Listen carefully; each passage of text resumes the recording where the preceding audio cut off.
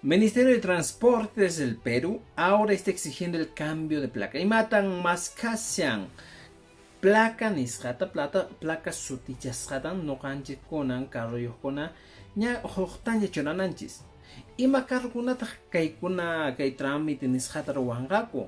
Estos carros que tienen o pertenecen al modelo M1. Imataq kay carro modelo M1 ninku. Kay carrokuna kanma taxi kuna modelo sedán ninku. Tawa punkuyuq, ¿ya? Tawa punkuyuq. Wakin aninko los que tienen 8 asientos a menos, Chaymi kaykuna taxikuna.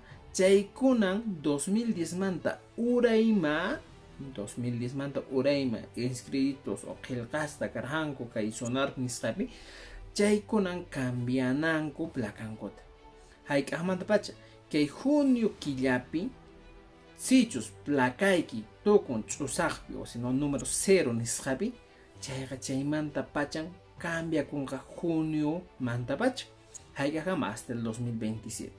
Junio, julio, agosto, quinsantin quilla, llapan carrokuna kay placa 0 pitukuq paykuna cambian placa. Maipitaq kan que trámite trabanaki y hacen que sonar hay también una página web del ministerio para que tú puedas hacer este trámite correspondiente. Chayqa wawqipanay yuyariki mana kay trámite nisqata rawamunki chayqa imataq pasanqa.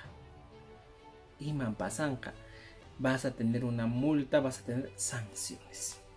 Chaymi wawqipanay willakuykuna tupananchisqama.